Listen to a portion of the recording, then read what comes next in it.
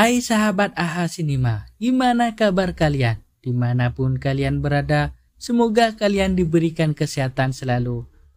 Kembali lagi sama saya yang kali ini menceritakan film Sakra yang dirilis pada tahun 2023.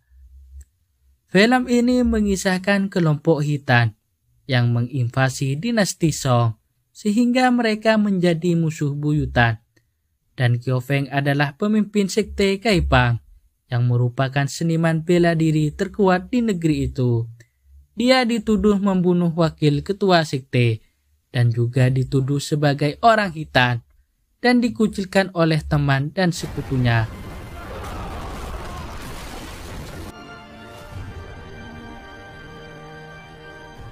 Film berawal orang tua yang merawat mendidik anaknya dengan baik, yang sebelumnya anak itu menemukan di depan pintu rumahnya.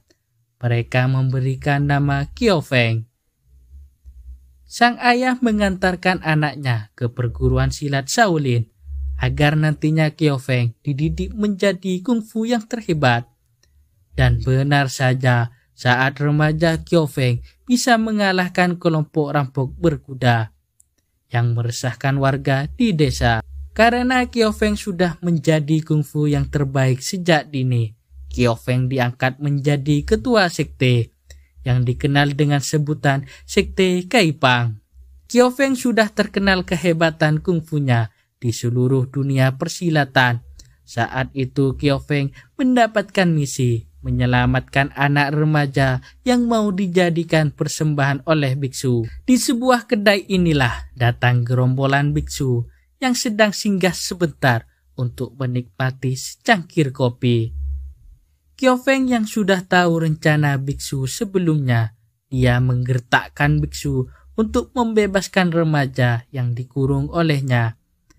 Tetapi sang biksu membantah tidak akan membebaskan meskipun nyawa taruhannya. Lalu Kyofeng menghampiri biksu dengan melesat duduk di depan hadapan si biksu. Kyofeng mengatakan bahwa dia tidak takut sama sekali semua ancaman, meskipun si biksu membunuh dirinya, dan pengikut biksu menyerang Kyofeng.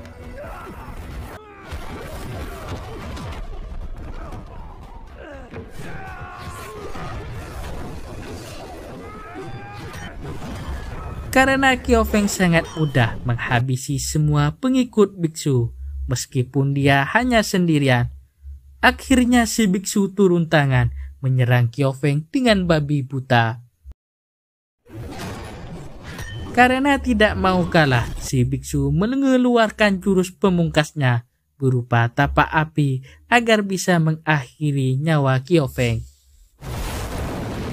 Kyofeng kewalahan melawan jurus si biksu. Seketika Kyofeng mengeluarkan jurus pemungkasnya berupa 18 tapak penakluk naga. Dan hanya satu kali hentakan jurus tersebut, si biksu terpental jauh. Setelah itu dia baru tahu kalau yang dihadapinya adalah Kyofeng ketua sekte Kaipang yang terkenal kehebatannya di seluruh dunia. Setelah itu Kyofeng dan temannya mereka kembali ke desanya mengendarai kuda melewati hutan. Dan di sana juga di dalam hutan, Kyofeng dijegat oleh semua aliran perkumpulan sekte. Dia menyatakan kepada Kyofeng bahwa sekarang sekte Kaipang tidak baik-baik saja. Di sekte Kaipang ada pengkhianat dan pengkhianat itu berstatus tinggi di Kaipang. Tetua Bai mengatakan bahwa pengkhianat adalah Kyofeng, bahwa wakil ketua Ma tewas dibunuh tadi malam. Dia menuduhnya Kyofeng yang membunuhnya. Tetapi Kyofeng menyangkal semua tuduhan itu karena dia tidak melakukan tuduhan tersebut. Dan pada saat itu, Nyonya Ma membawa surat sebelum suaminya mati, memberikan kepada Tetua Bai, lalu dia membacanya. Bahwa isi suratnya Kyofeng bukan dari suku dinasti Song, Kyofeng berasal dari Hitan.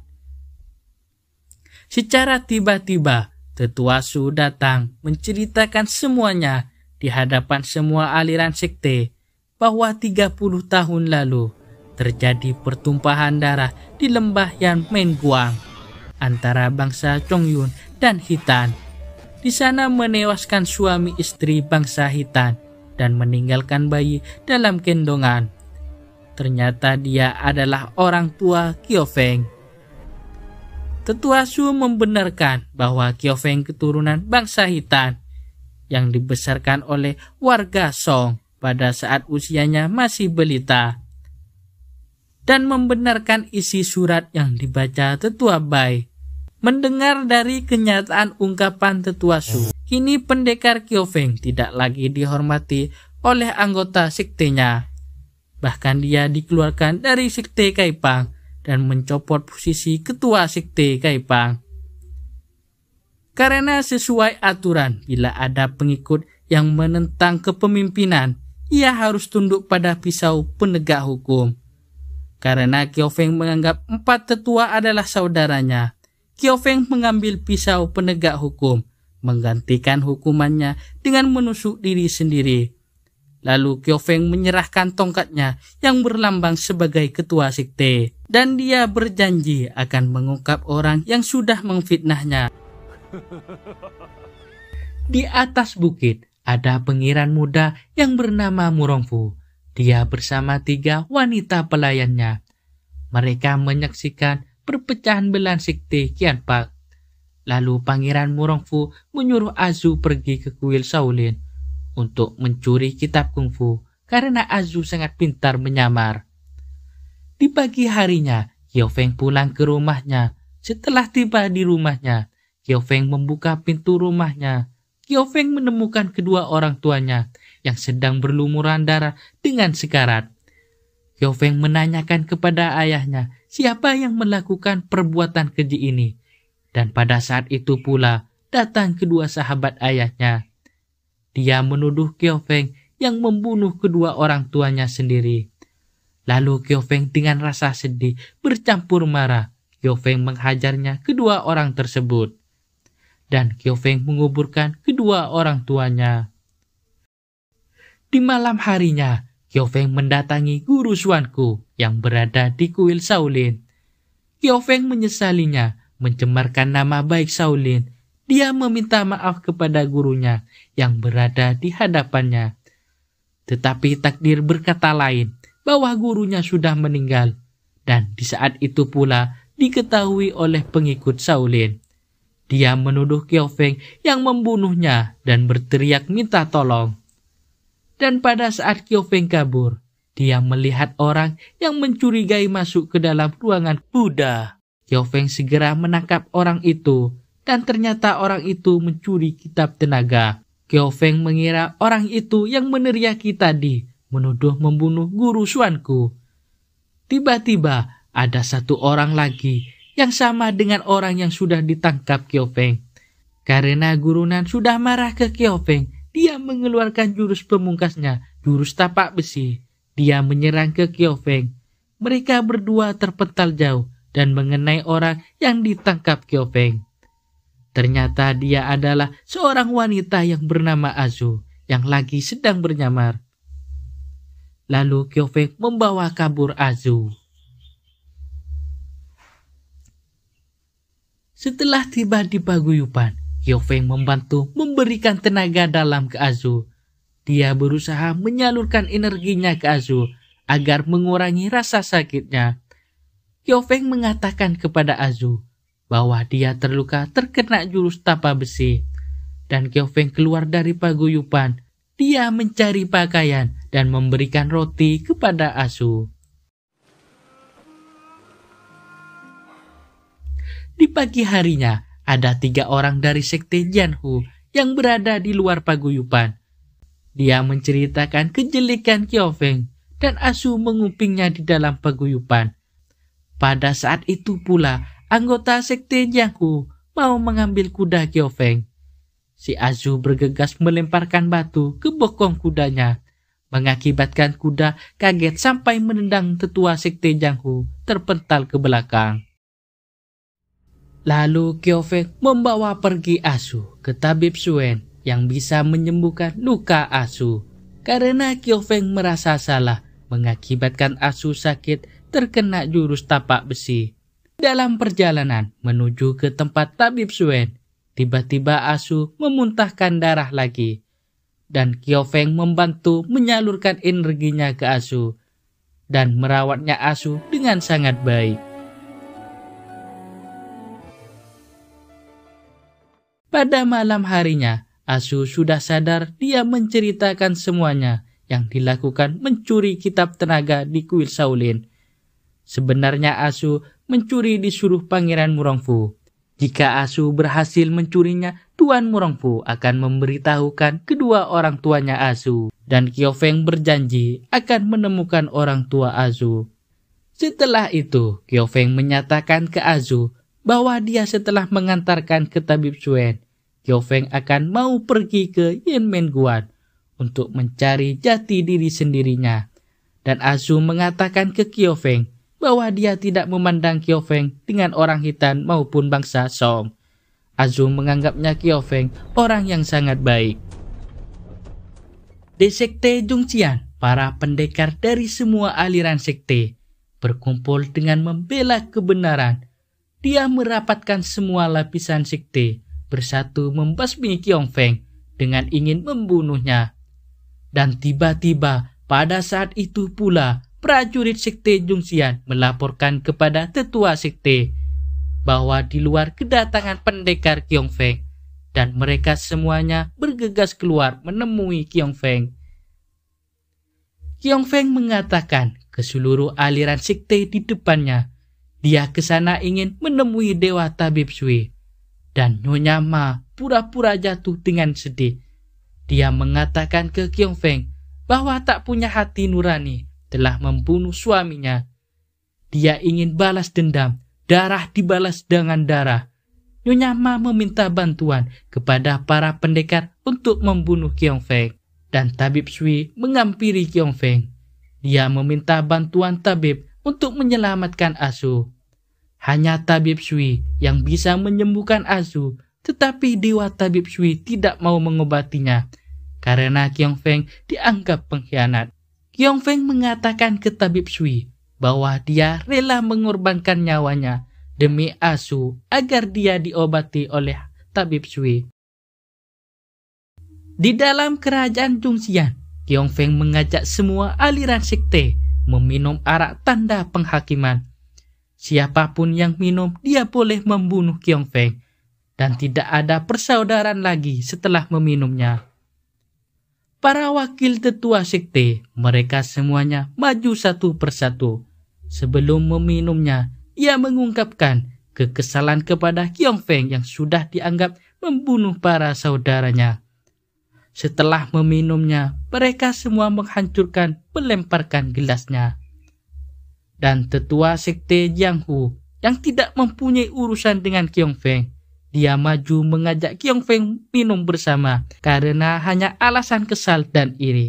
Lalu Qiao Feng menghajar tetua Jianghu setelah meminumnya karena dia kesal ikut campur, dan para sekte yang lain mulai menyerang Qiao Feng.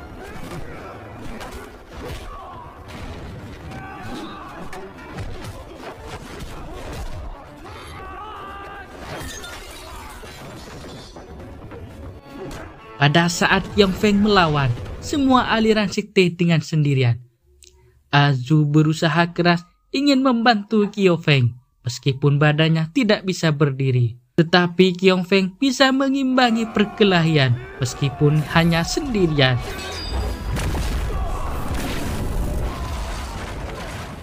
Di saat itu pula, Nyonya Ma mengancam Qiao Feng akan membunuh Asu. Dan Qiao Feng segera membantu menyelamatkan Asu dengan melemparkan tongkat mengenai tangan Nyonya Ma. Dan di saat itu pula, Qiao Feng ditusuk dari belakang oleh Tabib Sui.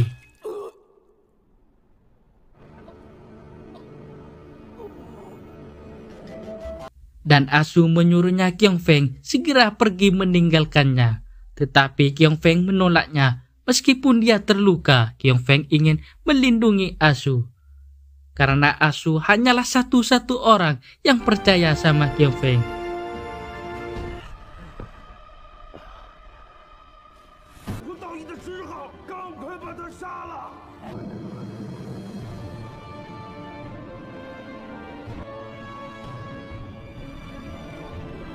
Tetapi takdir berkata lain. Tiba-tiba ada orang misterius yang menolong menyelamatkan Qiong Feng. Lalu dia membawa kabur.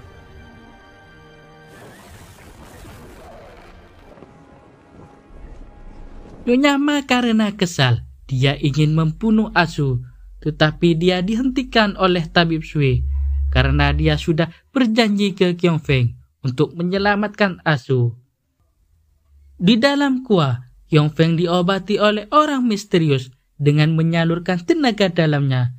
Dan benar saja, tidak perlu lama-lama, Qiong Feng sadar diri. Sedangkan Azu, dia diselamatkan oleh tabib Sui dan disembuhkan dari penyakitnya. Azu ingin cepat pergi untuk mencari Qiong Feng, tetapi dihalangi oleh tabib Sui. Dan di sanalah Azu menggunakan penyamaran dengan mengubah merupai tabib Sui. Dan Azu bertemu dengan tabib Sui yang asli. Lalu Azu menusuknya dengan pedang dan membakar obat-obatannya. Film beralih ke kerajaan Yang. Pangeran Murongfu menghormati dan berjanji pada leluhurnya. Dan tiba-tiba pelayan dua wanita melaporkan ke Pangeran Murongfu bahwa Azu masih hidup. Ketika Qiong Feng melihat keadaan rumahnya, tiba-tiba ada orang yang menyerang dari belakang. Dan yang menyerangnya saat itu adalah Pangeran Murongfu. Setelah itu, Murongfu mengajak Qiong Feng bergabung dengan dirinya, karena dia sudah diasingkan oleh Sekte Kaipang. Tetapi Qiong Feng membantah tidak akan bergabung dengan kerajaan Yang. Dan lalu Murongfu menunjukkan keberadaan Azu di mana dia berada sekarang. Dan Qiong Feng pun mengejarnya.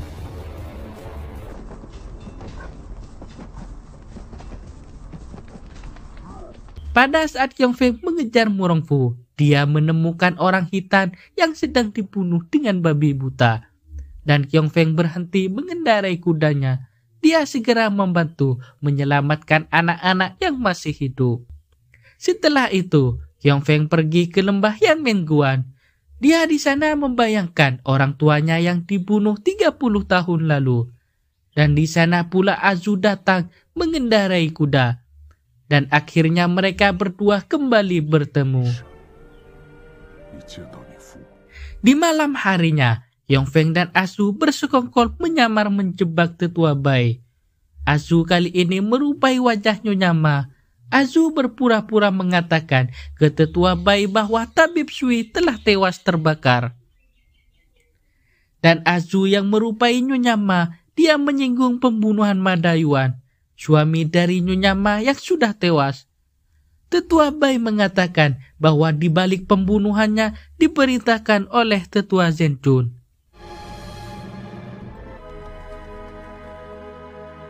Tetapi setelah itu, tetua Bai mengetahui penyamaran Qiong Feng dan Azu yang sedang menjebak dirinya. Lalu tetua Bai pergi ke Nyonya Ma yang asli. Dia berdua memang sudah merencanakan semuanya untuk memanfaatkan Qiong Feng agar dia membunuh tetua Zhenjun. Di pagi harinya, Qiong Feng dan Azu menaiki kapal. Dia pergi ke Jinghu. Pada saat itu, dia melihat dua wanita yang lagi bertarung. Ternyata mereka adalah satu keluarga. Ketika sang anak yang bernama Azi, yang sangat benci sama ayahnya, dan dia diam-diam menyerang ayahnya sendiri dengan jarum. Tetapi di sana ada Qiong Feng yang membantu menggagalkan serangannya. Lalu sang ayah menyampiri Qiong Feng yang berada di atas kapal. Dia mengucapkan berterima kasih kepada Qiong Feng karena sudah menyelamatkannya. Dia lalu memperkenalkan diri bahwa dia adalah tetua Zhenjun. Qiong Feng pun sangat kaget karena dia adalah orang yang dicarinya. Dan tetua Zhenjun memperkenalkan Qiong Feng untuk singgah beristirahat sebentar. Di dalam rumah tetua Zhenjun, dia bertengkar dengan istrinya. Dan tiba-tiba pula sang anak Azi menyerang ayahnya. Lalu si ibu menghalangi pertengkaran mereka. Dan di sana ada Azu yang mengintipnya perkelahian mereka. Karena Azu sudah ketahuan, dia segera memberikan kalung kepada tetua Zhenjun yang sudah dibuangkan oleh Azi sebelumnya. Pada malam harinya, Kyong Feng dan Azu meminum arak bersama dan menikmati sesuana di atas kapal. Dan Kyong Feng pergi ke kuil Buddha. Di sana dia bertemu dengan anak laki-laki tetua Zenchun. Kyong Feng menyerang remaja itu sampai tidak bisa bergerak. Dan Kyong Feng mengatakan bahwa di malam ini juga ia ingin membunuh ayahnya tetua Zenchun karena dia sudah membunuh orang tuanya 30 tahun yang lalu. Setelah itu, Kyong Feng kembali ke kapalnya, yang mana di dalam kapal sudah ada tetua Zenchun yang menunggunya. Lalu Kyong Feng segera menghampirinya. Kyong Feng mengatakan kepada tetua Zenchun di mana keberadaan Azu. Dan dia juga mengatakan ingin balas dendam hutang darah di Yanmen Guan yang terjadi pada 30 tahun lalu. Karena Kyong Feng sangat dendam, dia mengeluarkan jurus pemungkasnya, jurus tapak penakluk naga. Hanya sekali hentakan, tetua Zenchun terpental jauh ke dalam air. Karena Kyong Feng mencurigai tetua Zenchun yang tidak menghindari serangannya, Kyong Feng menyelamatkan terjun ke danau. Dan ternyata bukan tetua Zenchun yang asli, tetapi Azu yang menyamar merupai wajahnya. Kyong Feng bertanya kepada Azu kenapa dia melakukan semua itu dengan sangat sedih. Azu mengatakan bahwa dia tidak ingin melihat tetua Zenchun mati, karena dia adalah ayahnya Azu yang selama ini Azu mencarinya.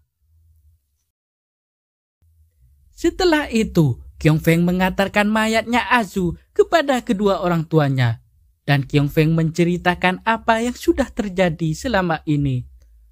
Tetapi tetua Zenchun membantah tidak membenarkan kejadian 30 tahun lalu di lembah Yanmen Guan, dan bukan dialah yang menulis suratnya yang dibaca oleh tetua Bai di awal film sebelumnya.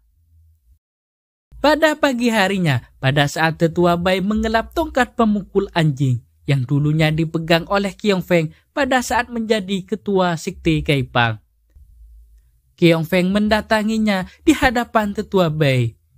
Kyong Feng sangat marah kepada tetua Bai karena dia sudah memanfaatkan Kyong Feng untuk membunuh tetua Zenchun. Dan selama ini yang berkonspirasi melakukan kekacauan adalah tetua Bai bersekongkol dengan Nyonya Ma yang dihasut oleh Murongfu. Pada saat itu pula, adik Azu yang bernama Azi telah menangkap Nyonya Ma. Dia membawanya ke hadapan Kyong Feng. Lalu Kyong Feng bertanya ke Nyonya Ma, kenapa dia melakukan semua ini karena dia tidak punya salah ke sekte Kaipang. Tetapi Nyonya Ma membantah bahwa dia diculik oleh Madayuan saat usia 14 tahun. Karena itu, Nyonya mempunyai ingin dendam. Dia ingin semua pria tunduk padanya dengan memanfaatkan wajah cantiknya. Dan Nyonya Ma mengejek orang tua Azi, yaitu Tuan Zenchun, bahwa ayahnya tunduk padanya dengan kecantikan wajahnya. Karena Azi sangat kesal ke Nyonya Ma, dia memberikan racun ke wajah Nyonya Ma, hingga wajahnya luka seperti muster. Dan pada saat itu, Kyong Feng menendang tetua Bai sampai terpental jauh keluar. Dan tetua Bai meminta tolong ke Pangeran Murongfu yang sudah ada di hadapannya. Tetapi dia dibunuh dengan menggunakan panah. Dan pada saat itu pula dia menyerang Kyong Feng yang berada di dalam. Di sana Nyonya Ma terbunuh dengan panah. Lalu Kyong Feng menyelamatkan diri dan memulai menyerang balik.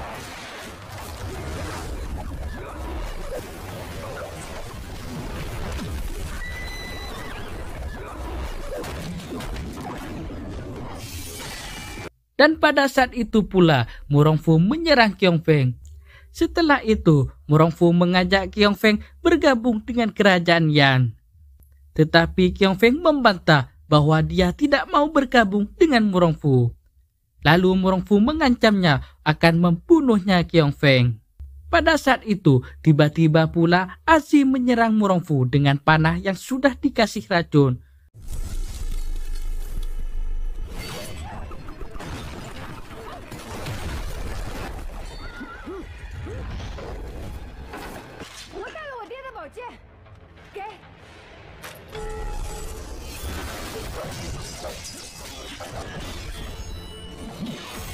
Karena Qiong Feng ingin memenangi pertarungannya, dia mengeluarkan jurus tapak penakluk naga. Tetapi Murongfu menghindari dengan kabur. Lalu Qiong Feng mengejarnya. Dan di sana pula dia menemukan para sahabatnya yang sudah tewas mengenaskan. Dengan sangat marah, Qiong Feng menyerang Murongfu dengan jurus tapak penakluk naga. Tetapi Murongfu bisa menaklukkannya. Dia mengembalikan serangan ke Murongfu sampai terpental jauh dan memuntahkan darah. Dan di saat itu pula dia tiba-tiba ingat kata-kata gurunya.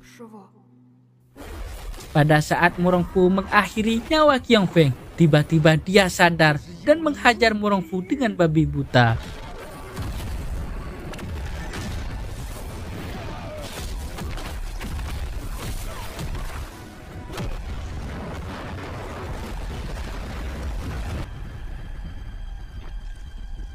Hingga akhirnya peperangan dimenangkan oleh Qiong Feng. Film pun tamat.